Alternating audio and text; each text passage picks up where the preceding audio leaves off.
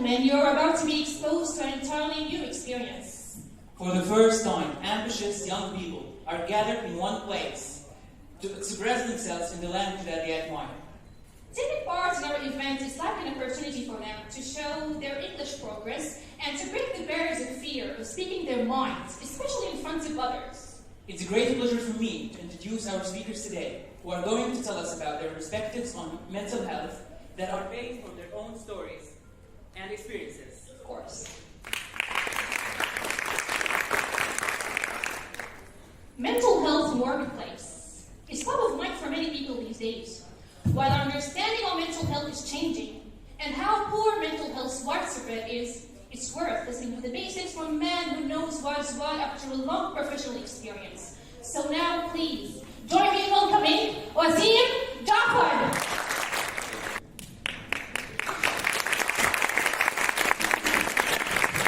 Hi everybody, how are you doing?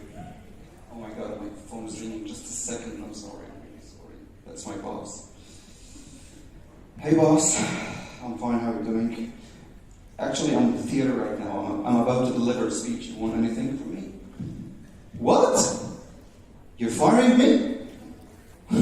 Well, can I know why? You need fresh blood at the company? Well, I'll show you fresh blood. Okay, today my speech is going to be mental health in the workplace. Actually, there is a study that I made that in Syria, 5 out of 5 people have experienced working in toxic workplace environments. By show of hands, how many of you experienced working in such an environment? Whoa, I'm seeing a lot of hands here. Great, this is not cool. Okay, but first we need to know what we mean by toxic workplace environment. I'm going to discuss 4 aspects that can make your work life looks like hell.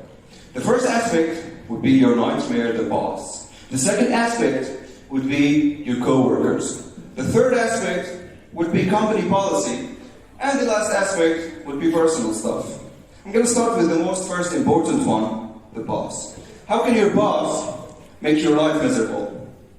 He could be dictatorial, narcissistic, over-controlling, over-demanding.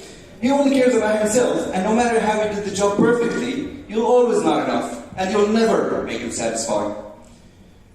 He can sometimes give you tasks that is not yours, and not even mentioned in the job description. And he can make you sometimes overwork and having nothing in return. Like not even a thank you. Who can relate to that? Great, awesome. So by these bosses by your side, you won't feel appreciated or valued, and you will be stressed all the time. Let's speak about the second aspect, your co-workers.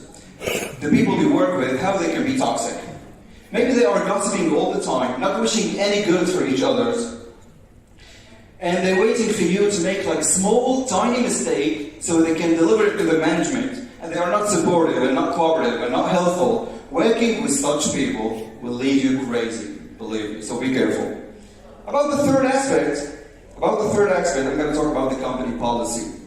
We can talk a lot of things. Poor payment, high turnover, like the staff is always changing for no reason, and you feel insecure and afraid of them letting you off or firing you at any moment. So you'll be stressed all the time. Sometimes they even control your personal life, the way of clothing, your haircut, your nails. You feel like in a school and not in the workplace. And this is really sad and stressful, don't you think? I'm going to speak about the last aspect, the personal stuff. Sometimes you can be the problem. You may ask how, I'll tell you how.